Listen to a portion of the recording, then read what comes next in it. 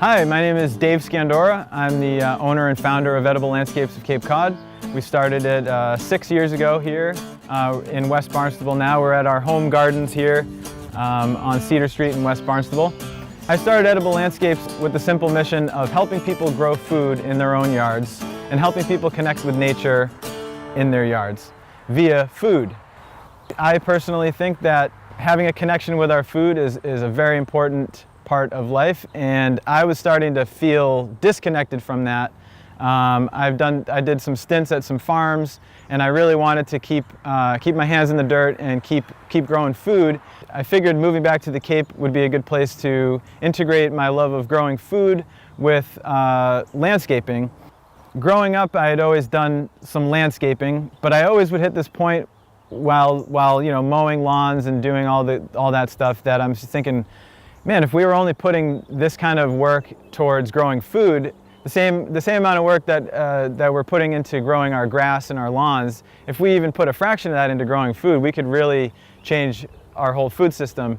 And the more and more I thought about that, the more I realized that maybe we could do this, maybe we could have a business where we're actually helping to change the food system and put some of that energy towards growing food and healthy food at that.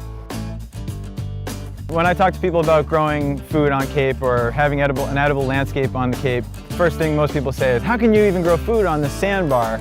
Well, another interesting thing about being on the Cape is what we call the ocean effect.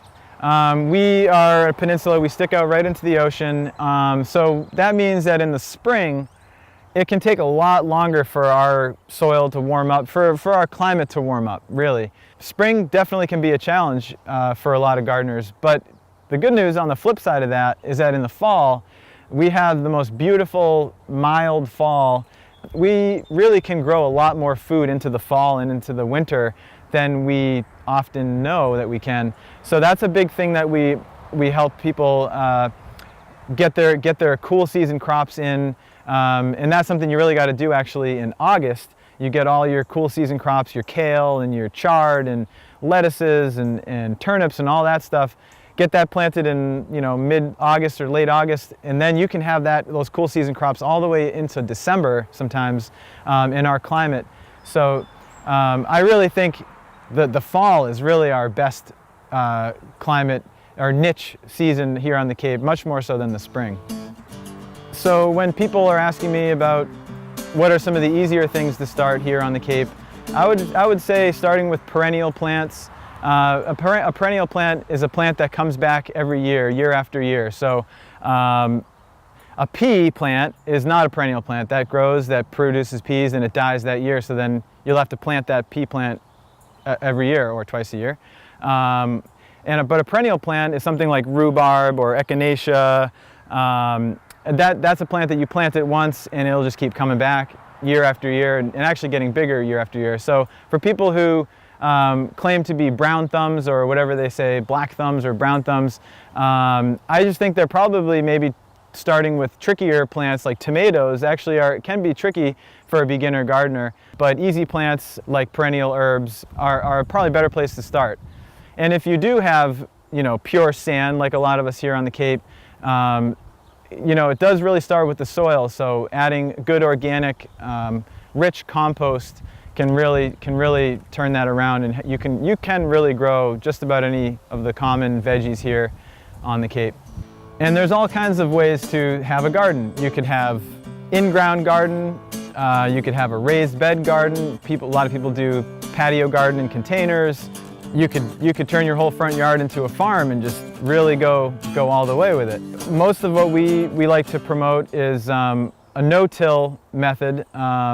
We actually barely use a rototiller for what we do, and a lot of people find that surprising. But when you're adding rich compost and mulch, and you're keeping the weeds down that way, and if you are regularly adding organic material like compost and mulches, you really don't have to till. which actually is a lot easier than tilling. It's a lot less to have to deal with. And the best part of no-till gardening is there's a lot less weeding that you have to do, and less watering, because if you're adding all that mulch, it really is retaining a lot of the moisture. For a lot of beginners who are looking for the easiest way to get started gardening, I've found that most people really enjoy the raised bed, the box gardens that you build them with. We build them with wood, and we fill it with really good soil. That's a great way to start off, sort of turnkey. You're ready to go. Very easy, lot less weeding to have to deal with. It's very orderly and tidy. And I've found that beginning gardeners have good luck with raised bed gardening.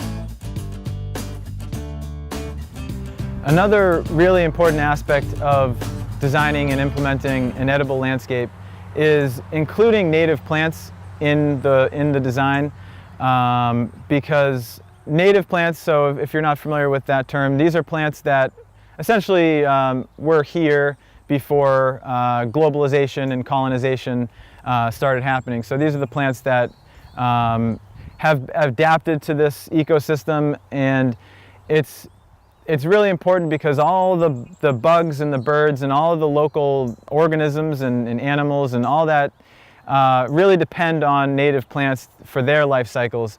So if we have a landscape and we're just throwing in all these ornamental plants or even just just edible vegetables and discluding native plants, we're not really considering the rest of the ecosystem that we are a part of. It's always good to know that that you're planting plants. Say you're planting a blueberry or a beach plum or something like that. Yes, of course we will eat whatever we can get of that. But if we don't happen to get to it, or the birds might, or whatever, at least we know that we're feeding some type of native local wildlife, and that's an important part of what we do as well. We are actually accredited organic land care professionals, and we are really passionate about doing everything that we do organically. Really what that comes down to is feeding the soil, keeping the soil healthy, keeping the soil biology diverse, and not spraying all kinds of poisons, and we use only organic fertilizers. And also at the core of what we do is really trying to educate folks along the way. Some people, we actually garden side by side with them.